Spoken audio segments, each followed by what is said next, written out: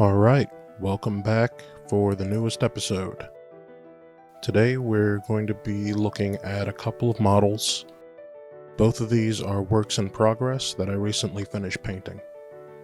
They're not exactly what I was planning to display for this episode, but sometimes plans change.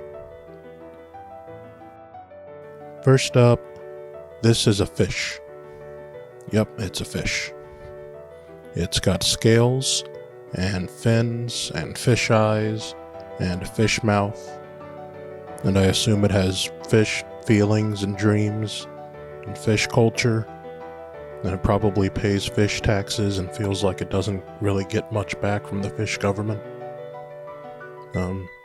This is my first attempt at a fish, and it's fairly close to my vision for the final design.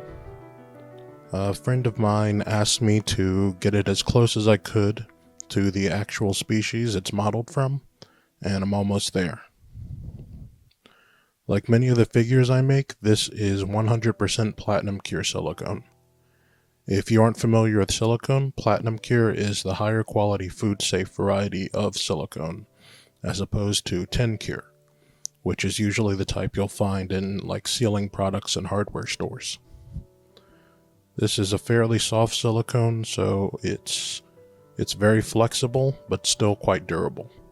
As long as there isn't a cut or a tear in the cured silicone, it should be pretty tough to break it. The bottom fins are not as prominent as I wanted them to be. In the future, they'll be larger and more recognizable as fins. The way it is now, it can be propped up like standing on its belly, which is kind of cool, but was not my intention. The back and tail fins are pretty thick, which is great for durability and visibility, but I think I can go thinner and reshape a bit to get closer to the actual anatomy. Usually when I make eyes on figures, I make them out of plastic, but I wanted this to be pure silicone, and I'm going to have to work on the shape, color, and texture for the next one. All in all, I think it's a good first prototype, and I think the next one is going to be near perfect. I plan to have that one done by my next episode.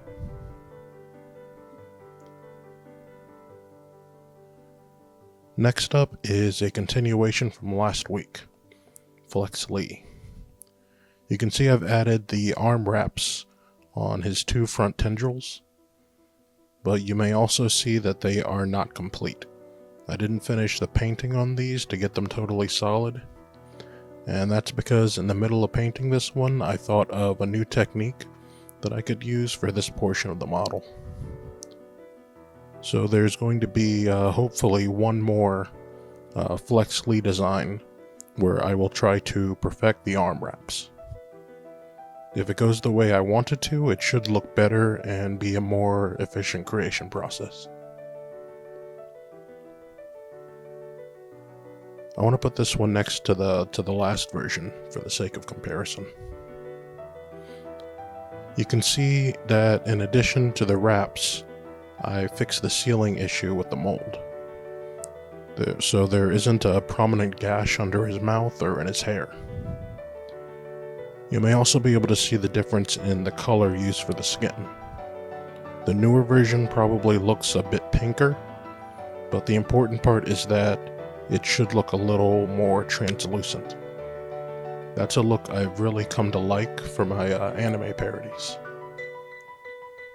A few months ago I added a new set of pigments to my set, and they are much more concentrated, so I have to hold back in order to get similar results to some of my older figures.